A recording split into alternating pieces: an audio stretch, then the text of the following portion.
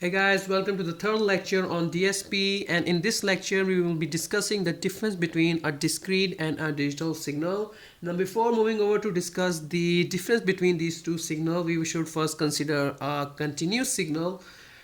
Now a continuous signal is a sort of a signal that has continuous values on both time axis and amplitude axis. That means that the values keeps on changing in amplitude with respect to the time at each interval of time. So like if we have time in x-axis and amplitude in y-axis, we would obtain a curve that looks like, for example, hypothetically speaking, we will be obtaining a curve that looks like this. Not all the time, but we're taking this as an example. Okay, this is a continuous signal. Now for example, at time, let's just say at time 1 second, we obtain a value, like let's just say at time 1 here, we obtain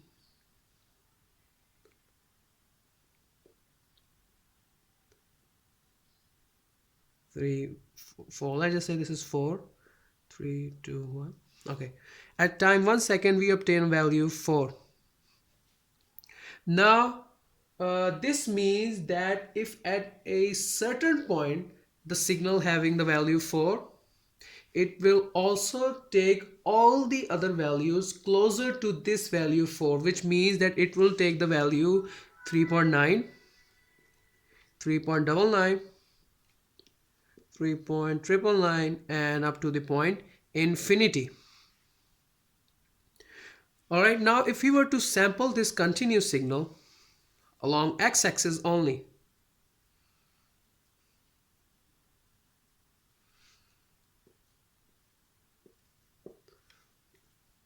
let's just say like here, here, we will obtain a graph like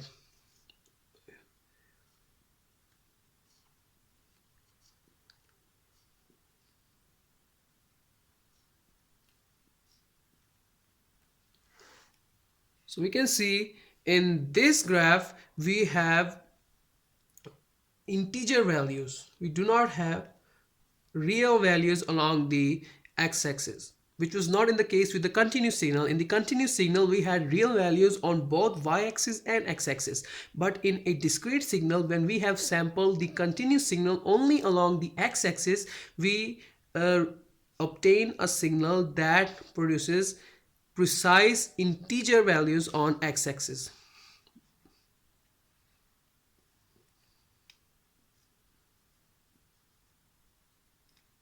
But these values still have a continuous or an infinite number of values on the y-axis. And if we were to further sample this signal along the y-axis, which is also known as the process quantization,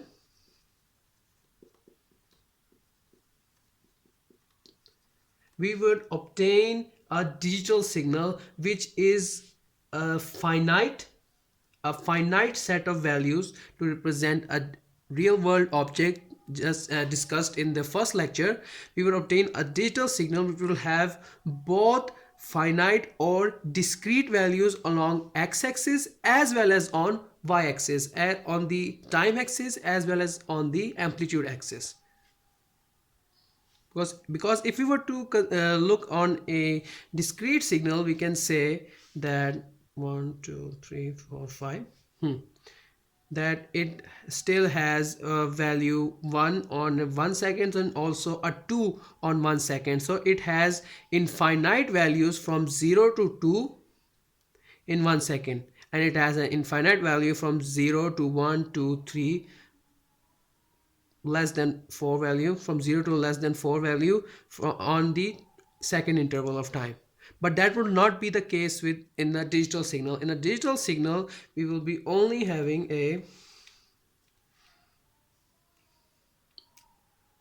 corresponding values on both x-axis and y-axis. So we will have this. So the main difference between a digital and a discrete signal lies in the process of quantization. A discrete signal is finite, let's say finite on x-axis, but has continuous or infinite values on y-axis. This was a discrete signal. Now a digital signal is finite on both x and y-axis. It has finite number of values on both axes. And the main difference between these two signals comes from the process of quantization, in which we have to sample the x and y axis of a continuous signal.